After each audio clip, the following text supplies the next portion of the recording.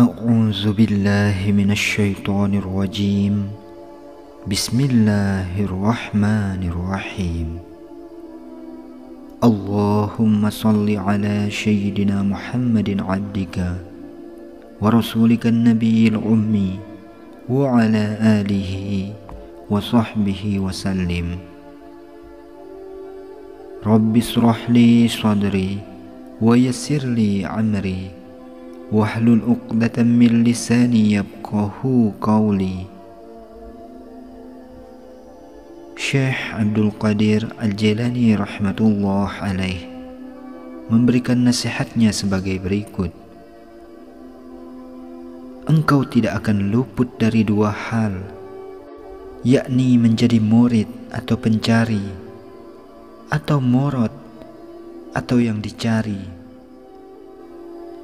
Apabila engkau seorang murid, maka engkau dibebani dan terbebani. Engkau harus memikul semua yang berat dan keras, karena engkau yang butuh. Dan orang yang butuh akan menanggung kesusahan dan kelelahan hingga kebutuhannya tercapai, meraih yang disenanginya, dan mencapai apa yang dicita-citakannya. Engkau tidak boleh lari dari cobaan yang datang kepadamu, baik itu yang menimpa jiwa, harta, keluarga dan anak, sampai beban itu diturunkan darimu, sampai kepedihan itu diangkat darimu, dan kehinaan itu dihilangkan darimu. Maka engkau akan dijaga dari semua kehinaan, kotoran, penyakit dan kebergantungan kepada sesama makhluk, sehingga engkau masuk ke dalam golongan orang-orang yang dicintai, dimanjakan dan dikehendaki. Dan jika engkau seorang murad atau yang dicari, jangan salahkan Allah Subhanahu wa ta'ala jika Dia juga menurunkan cobaan kepadamu, dan jangan ragu dengan kedudukanmu di sisinya, karena Dia telah mengujimu agar engkau menjadi orang yang besar dan menaikkan kedudukanmu ke makom para wali dan abdal. Apakah engkau mau jika kedudukanmu diturunkan dari kedudukan mereka, derajatmu lebih rendah daripada derajat mereka, dan bisa jadi pakaianmu, cahayamu, dan kenikmatanmu berbeda dengan yang mereka miliki? Walaupun engkau rela dengan perbedaan itu, namun Allah Subhanahu wa ta'ala tidak rela. Allah Subhanahu wa ta'ala berfirman dalam Quran surat Al-Baqarah ayat 216 yang artinya, dan Allah mengetahui sedangkan engkau tidak mengetahuinya. Dia memilihkan untukmu yang lebih agung, lebih terpuji, lebih tinggi dan lebih baik, tetapi engkau tidak mau. Jika engkau mengatakan, bagaimana cobaan dapat ditimpakan kepada murad dengan pembagian dan penjelasan ini, padahal cobaan itu ditujukan kepada pencinta, sementara yang dimanjakan adalah kekasih?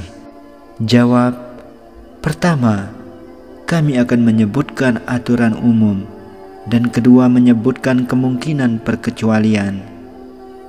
Tidak ada perbedaan pendapat bahwa Nabi Muhammad sallallahu alaihi wasallam adalah kekasih yang paling dicintai Allah, dan dia adalah orang yang paling berat cobaannya, sebagaimana sabda Rasulullah sallallahu alaihi wasallam, aku dibuat takut kepada Allah dengan rasa takut yang tak seorang pun menyamainya, dan aku telah diuji oleh Allah dengan ujian yang tidak dialami oleh siapapun, dan pernah kualami selama 30 hari, di mana di antara siang dan malam itu aku dan Bilal tidak memiliki makanan yang cukup, walau sebanyak yang bisa disembunyikan di ketiak Bilal. Hadis nomor 2472 yang diriwayatkan oleh Tirmizi dalam Al-Jami' Asy-Syahih dari Anas bin Malik radhiyallahu anhu. Hadis ini termasuk hadis yang sahih. Dan sabda Rasulullah sallallahu alaihi wasallam, sesungguhnya kami para nabi adalah manusia yang paling berat cobaannya, kemudian urutan di bawahnya dan seterusnya. Hadis yang diriwayatkan oleh At-Tirmidzi dalam Al-Jami' Asy-Syahih dari Sa'ad bin Abi Waqqas radhiyallahu anhu, aku bertanya kepada Rasulullah, "Wahai Rasulullah, siapakah di antara manusia yang paling berat ujiannya?" Beliau menjawab, "Para nabi." Lalu selanjutnya dan selanjutnya. Maka seseorang diuji sesuai dengan agamanya. Apabila agamanya murni, maka ujiannya berat. Dan barang siapa yang agamanya biasa-biasa saja, maka ujiannya sesuai dengan agamanya. Seorang hamba tidak akan bebas dari ujian hingga dia berjalan di muka bumi ini dengan dosa. Sabda Rasulullah SAW yang lain, "Aku yang paling tahu tentang Allah di antara kalian, dan aku yang paling takut kepadanya." Hadis ini diriwayatkan oleh Imam Bukhari dalam sahihnya dari Aisyah. Ia mengatakan bahwa Rasulullah SAW melakukan sesuatu, lalu beliau memberi keringanan padanya, maka masyarakat menggampangkannya. Sampailah hal itu kepada Nabi SAW. Maka beliau berkhutbah, dan setelah memuji Allah Subhanahu wa Ta'ala, beliau bersabda, "Mengapa masyarakat meremehkan sesuatu yang aku lakukan? Demi Allah, akulah orang yang paling mengenal Allah dan paling takut kepadanya." Bagaimana kekasih yang tercinta diberi cobaan dan dibuat takut, padahal ia dimanjakan dan seorang murad. Sebagaimana kami katakan sebelumnya, hal itu untuk menyampaikannya ke kedudukan tinggi di surga di sisi Allah Subhanahu wa Ta'ala. Karena kedudukan di surga tidak dapat dicapai kecuali dengan amal perbuatan di dunia. Jadi dunia adalah ladang akhirat, dan amal para nabi dan wali setelah melaksanakan semua perintah Allah dan menjauhi semua larangannya adalah bersabar, ridho, dan menerima dalam menghadapi cobaan.